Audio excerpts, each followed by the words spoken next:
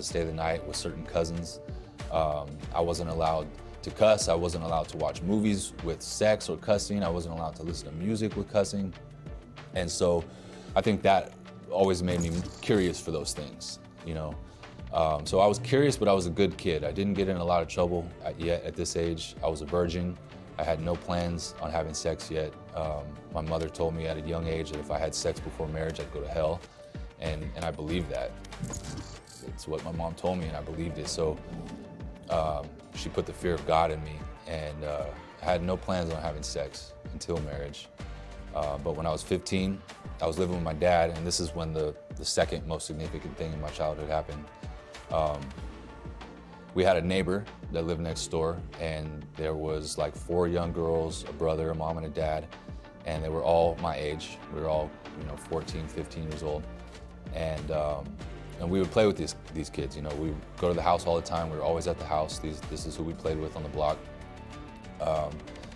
and we were curious kids. We would play truth or dare, stuff Match like that. found. Hang out in the closet, things like that, but pretty innocent for the most part.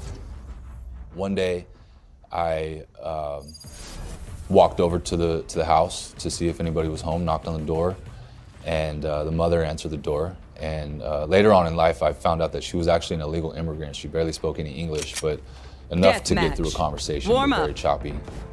And she said, nobody's home, but you can come inside and you can wait if you want until the kids get home.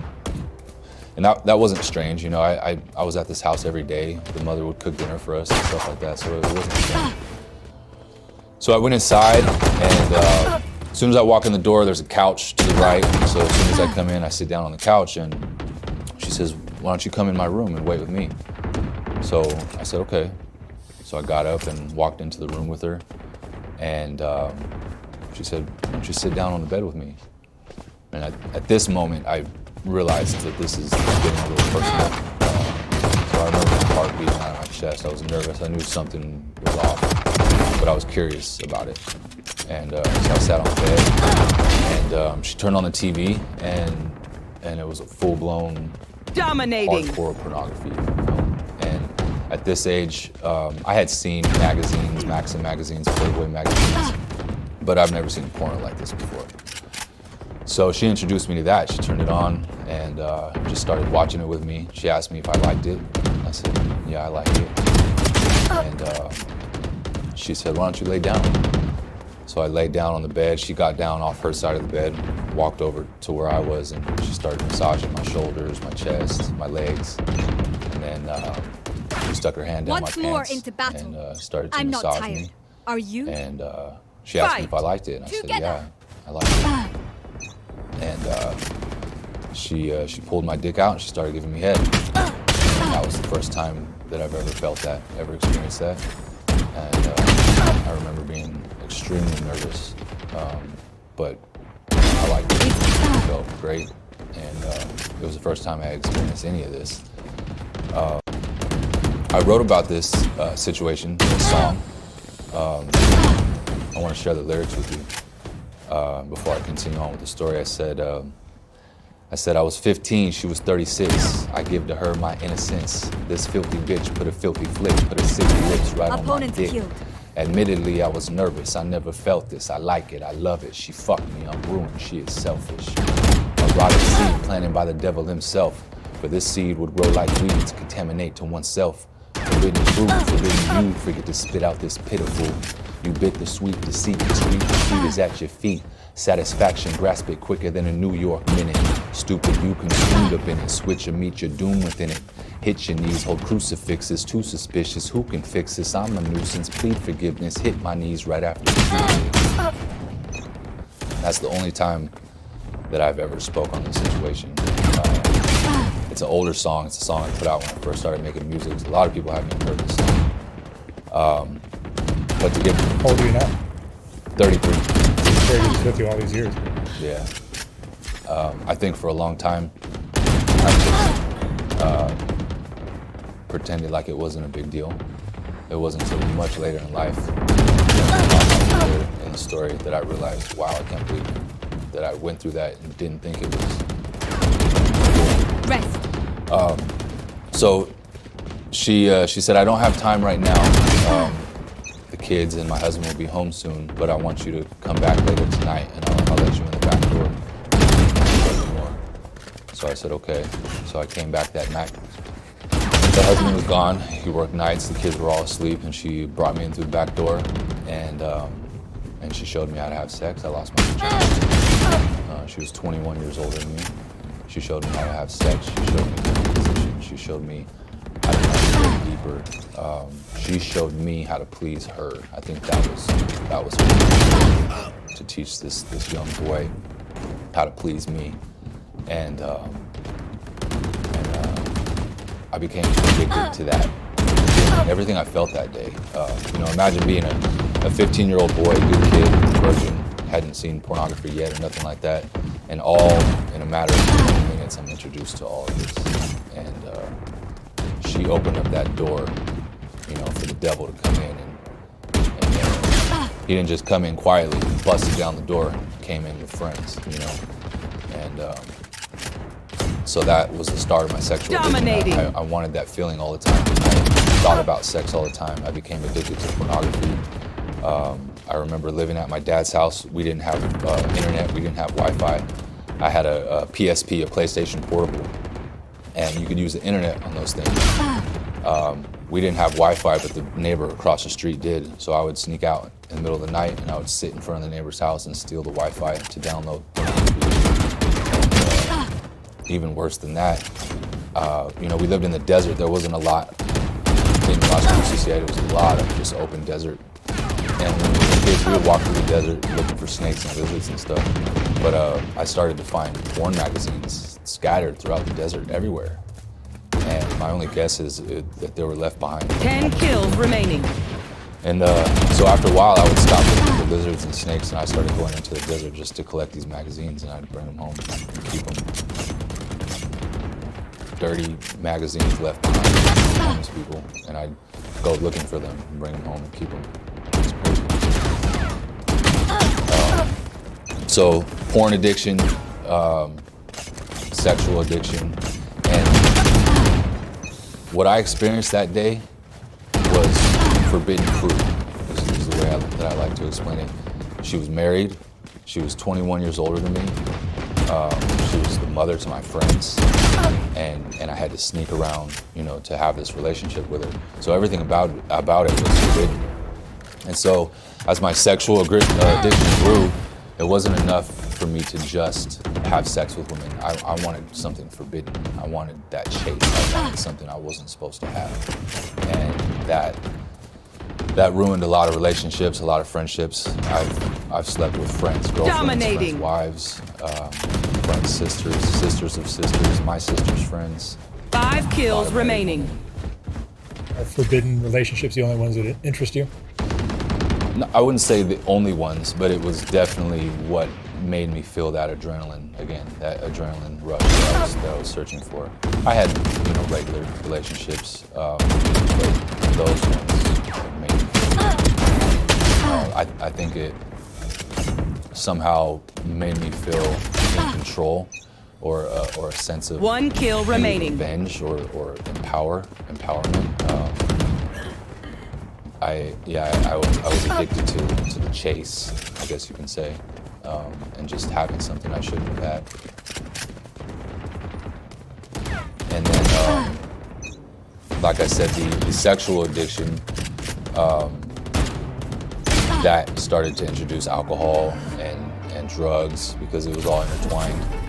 Alcohol, I learned at an early age that alcohol broke down that wall for me. It gave me confidence, it gave me courage, it allowed me to be sociable, it allowed me to be funny. Everything that I wasn't before. I thought for many years, for a decade, I thought that, alcohol was my friend. Alcohol made me into the person that I wanted to be, I thought I wanted to be. But I really just had a wall built up, and alcohol was not good. I've been in so many situations where, because I was the type of drinker that would black out. Most of the time I drank, I blacked out. I've woken up in bed with women completely naked and not known how I got there. That's happened many times. I've gotten to fights and broken people's property, punched holes in walls. A lot of anger would come out when I would drink, and that was what led me to get kicked out of the military too. I joined the military right out of high school, and went to Thailand twice. And first time I went to Thailand, I had been drinking all day, and by the end of the night, I left the club with a female. I would assume she was a hooker of some sort. She wasn't from the ship, she was a Thai girl. And I left the club with her and went to another spot. The spot that she took me to was a 2-story building. And the bottom floor was a bar, and the top floor was a whorehouse. Match found. And you know, while everyone else on the ship was doing fun things like kayaking and rock climbing and stuff, this is what I was doing. I was chasing women, you know. Some of the story is a blur, but I remember enough to tell it. I remember drinking on the first floor with this woman, and I remember following her upstairs. And when I get upstairs, this is where I black out. Something must have happened. Something must have set me off, made me angry or scared. I remember being in a room, a small room. I was trying to get out of the room and I couldn't get out. The door was locked. I couldn't find a way out. And I remember just being in a complete rage. I was throwing things in the room. I was breaking things. I was punching holes in the wall in this room. Finally, I found a window, and I busted out the window and stepped outside the window, and now I'm on the roof of this building. And as I start walking across the roof to get away, the entire roof just collapses, and I fall down to the first floor, and then I black out again. And the next thing I remember being arrested by Thailand police and sent me back to the ship. And when I got to the ship, they sent me to medical. I was all scraped up and bruised. And when I started to sober up, I told them right away. I said, I want to be drug tested. I want to know if I was drugged. I want to know what happened. And they wouldn't test me. They wouldn't drug test me. They just wrote me off as a drunk, and that's it. So still to this day, I don't know. But chasing women and alcohol.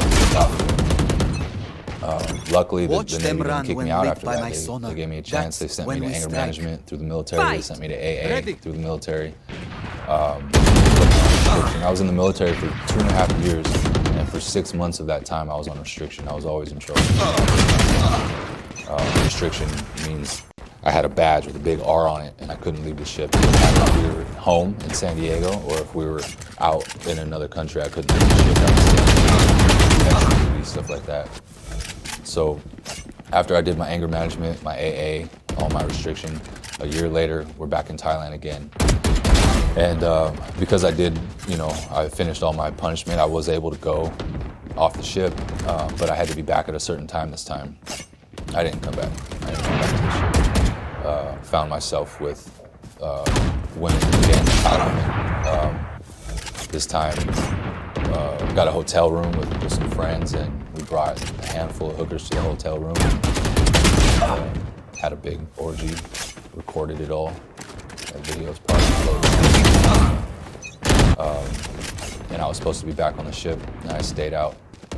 So when I finally did return to the ship, they had enough with me. And this was what finally sent me home, so I got kicked out of the military.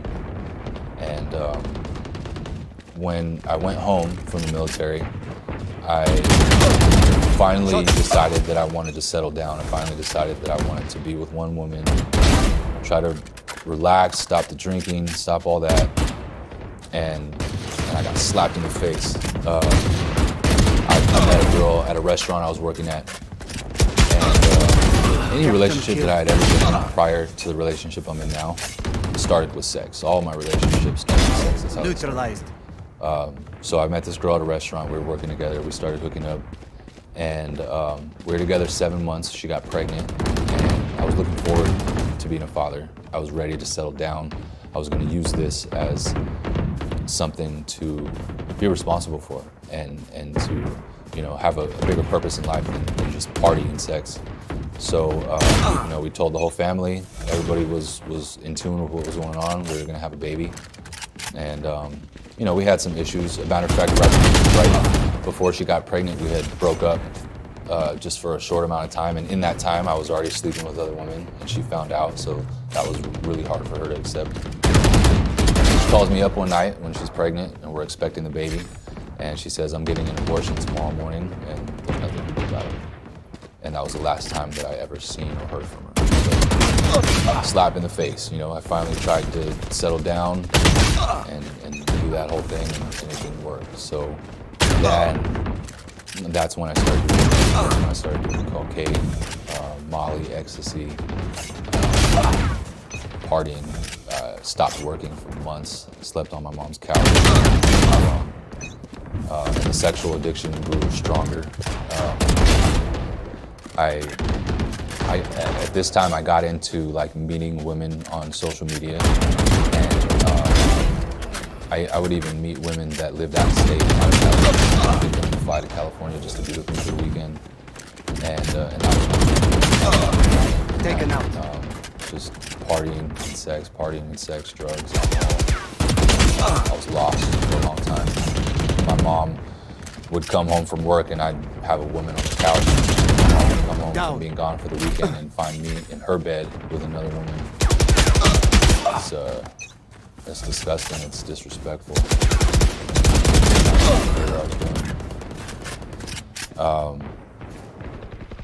And then my mom finally had enough of that. She kicked me out, and I went to go live with my dad. At this time, he's not in the Valley, California. So I went to go live with my father. And at this time in my life, I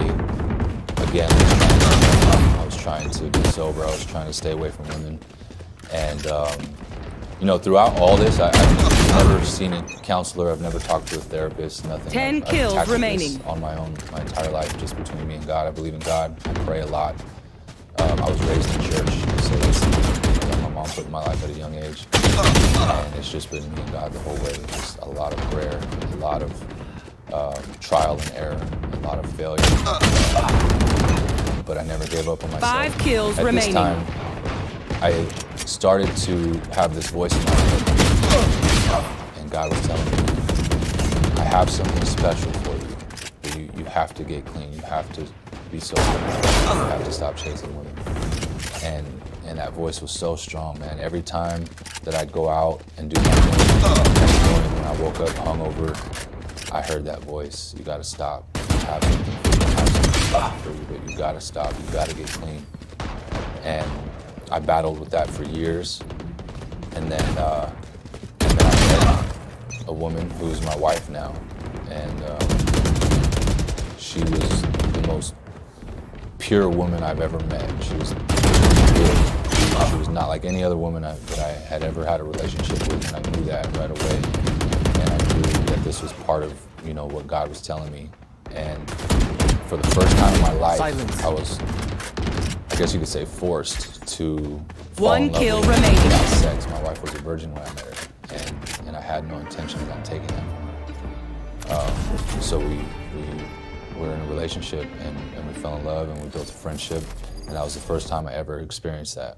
So 10 years after this woman showed me how to love sexually, I meet another woman who shows me how to love without sex, and I needed that. That was what changed a lot for me.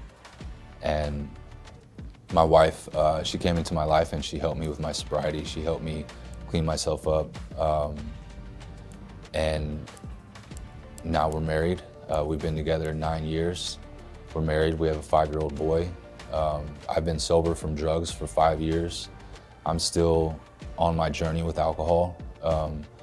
I make it to like a year sober, and then I have a relapse, at least once a year. It's been that way for the past 5 years. Match But found. I could honestly say I haven't been drunk in 5 years, but I slip up, and I'm still on that journey. But I do plan on living a sober life from alcohol. And, this year I'm picking myself up and making that attempt again. Death match. Somewhere in Warm there up. where I met my wife and I did get clean. At one point in my life I was completely clean for 2 years. And during that time is when I found my passion and my talent for music, for writing music. I'm a hip hop artist, I'm an independent hip hop artist. I've been making music for 5 years. As soon as my son was born, and I found myself in sobriety and through prayer,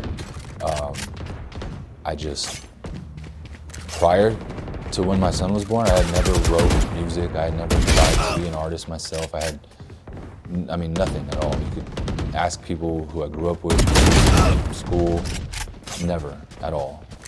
And once I was sober and my son was born, rhymes just started coming through my head. My mind was filled with rhymes all the time. All the time I was rhyming in my head. And I started to pay attention to it.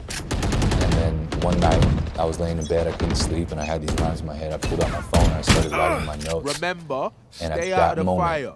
I realized Super high level that tactics. God put something special in me that I couldn't see for years. You know, most artists, most successful artists, hip hop artists, you hear their story, they've been doing it since they were 15, 16, 20. It was never like that for me. And I realize now is because I was distracted. I couldn't see anything in front of me because I was distracted. Sorry, bro. I was drunk, I was on drugs.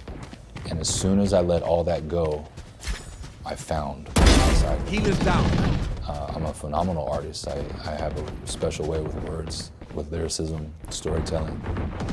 And I believe I have a future ahead of me in music, and I'm right in the middle of it right now. And I would have never found that if I didn't find sobriety, let go of my addictions, if I didn't break that wall down naturally, because alcohol broke that wall down, but I had to break that wall down on my own. How were you emotionally when you were going through that period? Oh, Between being a young teen and then beating it up. like throughout the entire process. The sex addiction, the alcoholism. Emotionally, I mean, it sounds like fun for a lot of people, right? Yes, that's a great point. You know, there's people that will listen to the story and say, you know, 36-year-old woman at 15, that sounds like a great time. But for me, I always wanted better for myself. And I knew that these things were toxic. And I hope that I can be an inspiration and a message to other young men, especially today, because in the world we live in today, sex is everywhere and it's accessible. When I was 15, I had to go out and find a porn magazine or watch a porn on TV, but today it's on your phone. Just pick it up, it's right there in your reach. For little kids too. For little kids too, yeah. And I would like to be that message and know that it's toxic. It might seem enjoyable, it might seem, you know, I think that was part of my problem through all my addictions was, why should I not have this if I enjoy it? I enjoy it, why should I not have it? But sometimes things that we enjoy are toxic for us. And sexual addiction is very toxic. Especially pornography at a young age, it gives you a false reality of what a real relationship should be like. It takes away from your natural confidence, perception on what life really should be like and what a relationship should be like. And I had friends throughout my entire life that did the things I did and were totally okay with it. That was their lifestyle. But for me, I was always different. I always had this voice inside me that said, you need to do better. This is not good for you. You need to do better. And when I finally listened to that voice and I let go of the toxic things in my life, I found my passion in life. I found out that I could write music. I mean, I can't stress enough how incredible. When I realized how talented I was with writing music, it was emotional pride. I couldn't believe it. Coming from a kid with no confidence, a kid who would never step on a stage and tell his story or stand in front of the camera and tell his story. I was never great at anything. I wasn't great at sports. I wasn't great at anything. I was just mediocre my whole life. And when I realized how well I could put words together and how well I could write music and rap, it was incredible. It was like I found a hidden gem inside me. And now, hindsight, I know that it was always there because I was always infatuated with rap music, with music. I was always infatuated with lyricism, and I would study artists, and I would study their story, and I would watch their documentaries, and I was much more into music than anybody around me. So kids, and at an early age, I would write little poems to my mom, stuff like that. And now it makes sense. It was always there. It was always there, but I couldn't see it. And It's almost like the sex addiction was just a distraction that kept you from finding it. 10 kills remaining. absolutely, that overpowered anything else that was in my life. I was chasing that adrenaline rush, that feeling feel good. Coming from a child who was abused at home, bullied at school, no confidence, to now being able to please women, because that was the thing for me. I didn't. It wasn't that I needed to be pleased. I wanted to please the woman. And that's what she taught me, And so through my sex addiction, 5 kills remaining. pleasing a woman, I want to make you feel like you've never felt before. That made me. You're out. Tony, what would you say is the most important lesson you've learned in all of this?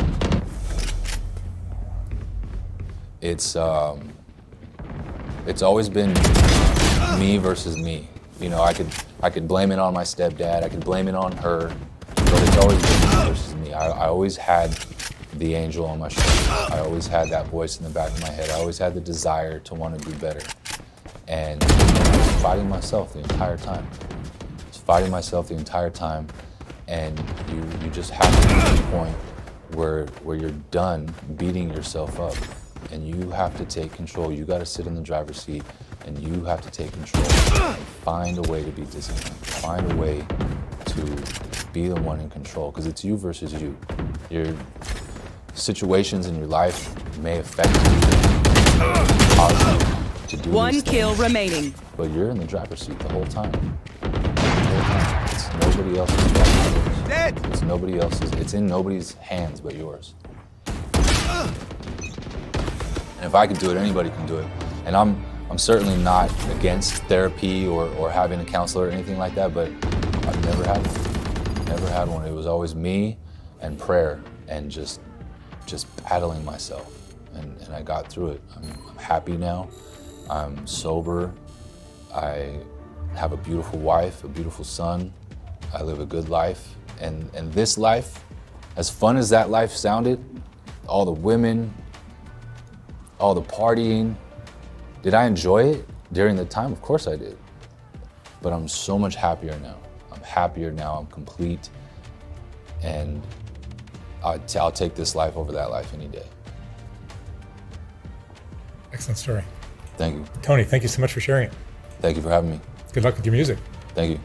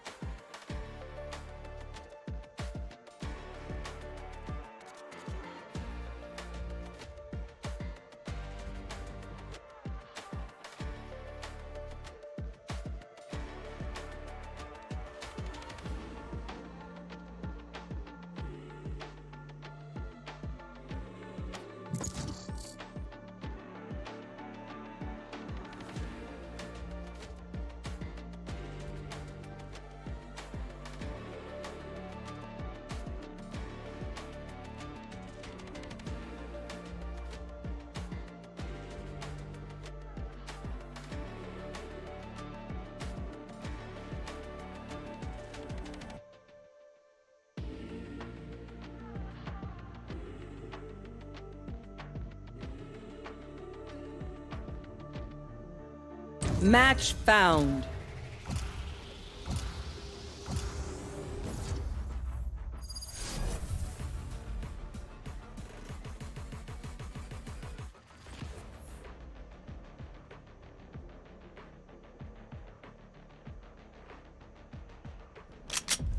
Deathmatch. Warm up.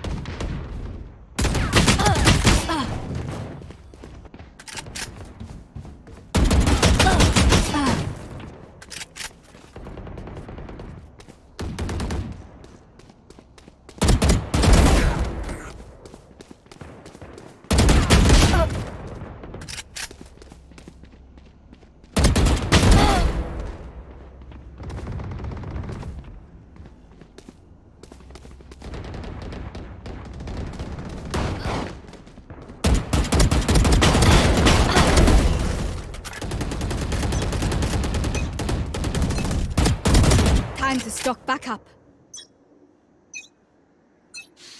Fight! As one.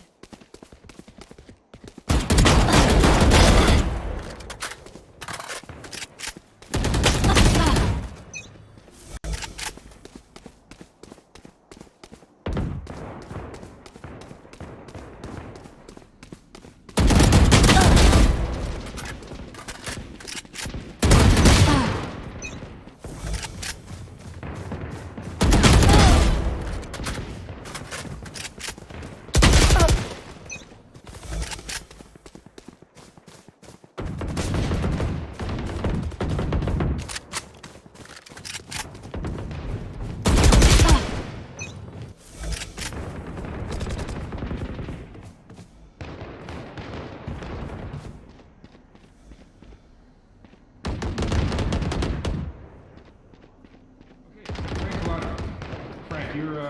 You grew up in Chicago, That's correct. and you had involvement with the Chicago. Yeah, we were. Yeah. And your father had a similar. Cypher removed. My father, you know, he never wanted to be a gangster. He was a thief. He was a killer. You know, he was all of them things. But he never wanted to be controlled by any organization. Like back then, it would have been. And tell me about your childhood. You grew up with your mom and dad. Yeah, I grew up. I had a sister. She was 5 years old. My mother was 9 months pregnant with my brother. My father died, so my brother never got to meet Dominating. his father. Oh wow. And Jet she was a ground. very good mother. At least, I know everybody thinks their mother's the best. Well, I feel as though my mother was the best. The woman visited me every day, every Sunday in jail. Like that, since I was a kid. Tell me about your father. My father was not a bank robber, but he would do it, I guess. He did a lot of robberies. He was more or less a good Dominating. getaway driver. That's what his reputation was. How I knew all of this stuff was because relatives used to tell me about Omen killed. Otherwise, I wouldn't have known that stuff.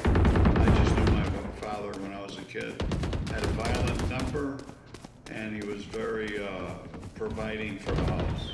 Very good. He hollered at my mother a lot. He was very jealous, very much in love. And I love my father. To this day, I still Remove. He died in an automobile accident. He was killed. He was being pursued by the police because he had, back then they used to call them gas stamps, rationing. And he had a carload. He just had sentenced to 8 years in Des Moines, Iowa. Because he got, I think he was set up.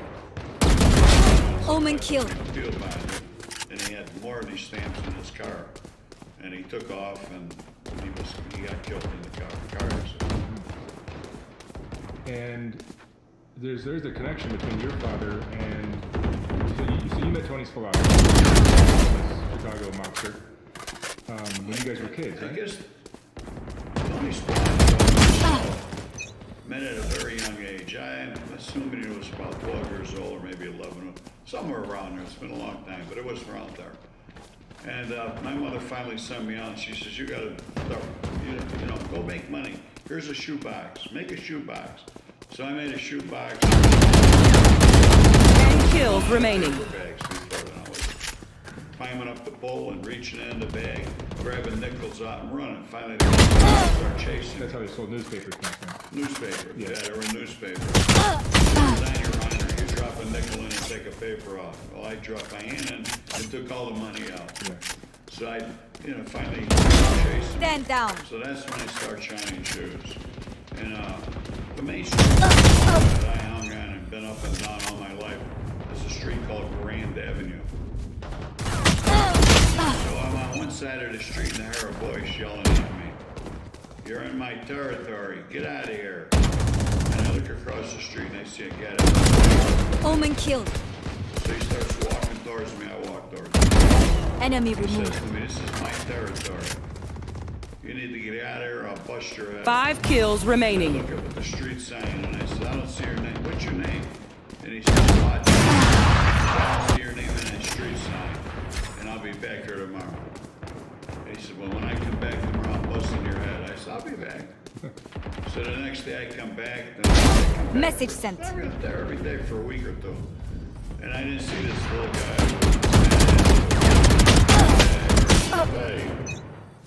Because he had asked me my name when we were arguing on the street. What's your name? And I told him Collada, Frank Collada. So when I seen him after a week or two, he yelled to me again and we met in the street. In the middle of streetcars then, so we stood by the tracks. And he said, I gotta ask you a question. One kill remaining. I just need to ask you and I'll tell you why. It was Joe, or Joseph. Well, you and I are gonna be friends the rest of our lives. And I said, why? What's the reason for that? And he said, my father overheard me talking with my brothers about a guy I was having a problem with, shining shoes in my territory. When he heard the name Collada, he says, he called me in the room and he said, find out if that boy's name is that boy's father's name is Joe. He says, because if it is, you and him, I gotta be the best friends from now on. Because his father saved my life. And that's what Tony told me in the conversation. And I said, then I come to find out what took place and how my father saved Tony's father's life. Tony's father's name was Patsy. Tony's father had a restaurant on Grand and Ogden. We refer to that as Match the Old. found. It's up northwest. So it was called Patsy's Restaurant. And he was famous for his sandwiches, his meatball sandwiches. What I come to find out is my father went in there like everybody else around that area. Death match. Warm up. Money. Patsy told him one day, he said, hey, Joe. Makes grease balls, my father. Grease balls back then meant the black can. That was the only thing around. There was no off the phone, no Tony Ricardo. So my father said, well, what are they doing to you, Patty? Patsy, and he said, well, they come in, they collect. They want to collect from me every week. Taxes, to stay in business. I'm just a little businessman here. My father said, what day they come in? And I guess he told me one day. My father says, I'll be here that day before they get it. Back to the kitchen. Do you usually bring him in the kitchen when you give him money? He said, so my father says, all right, so the following, whatever the day was. Once you meet with a TurboTax expert who will do your taxes for you, you're free to do not taxes. Show your eyes things that are not taxes. Show your brain things that are not taxes. See if not taxes makes you laugh or cry. Come to TurboTax and don't do your taxes. Meet with an expert who will do them for you. Intuit TurboTax. Universal Technical Institute is making more than $15 million in scholarships and grants available to those who qualify. So in less than a year, you can train for one of the 43,000 plus average annual welding job openings in the U.S. Get started today.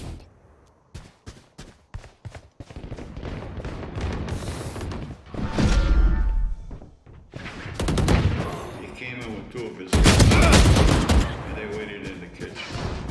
So when he was to collect money from Patsy was in the kitchen. They got him in the kitchen, my father and his other two friends. Patsy wasn't in the kitchen when they killed him. Scouts down. Then I don't know how they disposed of his body, but that's what happened to this guy. Well, the word got back to her boss.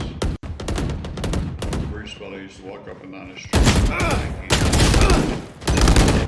And he wanted to know who these guys were. They was afraid to go by Patsy's because he didn't know if Patsy had any more guys like him. So he started continuing his operation around Brain. Dominating. Black hand. It had he can't put on people's doors. Paper, and people would want that on. So, after the day, my mother come home and there was a and she looked at it, she didn't know what the hell it was. She said, Joe, somebody left this thing on the door. Well, he went crazy. And he, found out where this guy, the boss. But it happened to be his underboss, the boss's underboss. For a haircut. And he caught him in the barbershop and he killed him in the barbershop. Then he thought to himself, this is I gotta get the head of this guy, the head of the organization. By this time, the head of that organization was like 190. He took his wife with him. And they found out that he was in a motel with his wife. He kicked down a door and they killed him in bed in front of his wife. Better hurt his wife. That was the end of the black camp. So then, soon after that, the outfit became the phone. And they went on. Sorry, bro. And he didn't want to be. It had nothing to do with any type of organization. That's a great story.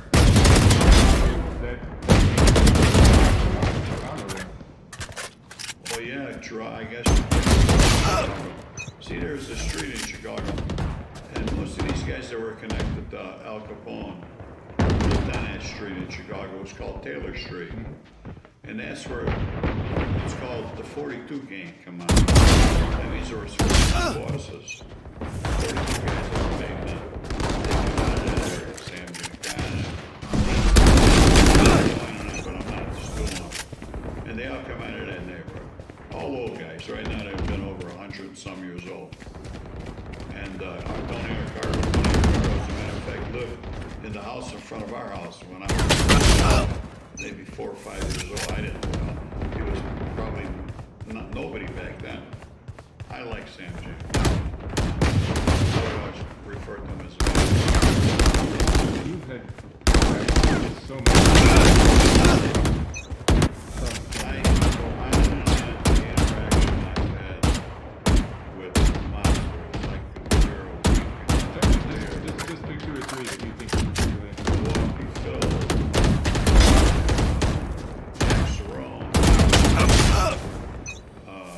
But tell me about some of the, like one or two of these individuals' personalities. What made them? They were all, each one of them were unique in their own way. They all had some of them were 10 kills remaining. Some of them were just the nicest guys in the world. So you had to be careful how you treated each individual. You'd know what they were before you even got to them. If you were half smart, you know arrangement. Now, Milwaukee Phil, I always felt as though he growled when he talked. Sam DiStefano was a psychopath. I worked for him. I've seen him in action. Definitely out of his mind. It's all right. He was wild. But that James Tortorella. Turk. I used to steal with Turk. Turk became a boss too. Joe Ferriola. We call him Joe Nadeau. Cross these guys, you're gonna get fucking whacked. There's no doubt about it, you're gonna get whacked. Like I said, I met Tony Ricardo. 5 kills remaining. Talked to him on a level where hey buddy, and look at it. Respect this guy so much. Anything he does, a gentleman. He never talked down to people. He knew who I was when I was 18 years old. When I was oldest guy in the world. Shocked me. That's how the word travels in that circle. And they know the guy's a tough guy. He's capable. They watch him. One time Tony Ricardo. 1 kill remaining. Who you are. Pancake house. And it's my name is Anthony Ricardo. So, oh my God. It's a pleasure closer to me, Joe. I was like shocked, you know, because I heard about him. And at that particular time, Paul Rico was the boss of the outfit. All right? Paul Rico was the boss for about 10 years. So he said to me, I know all about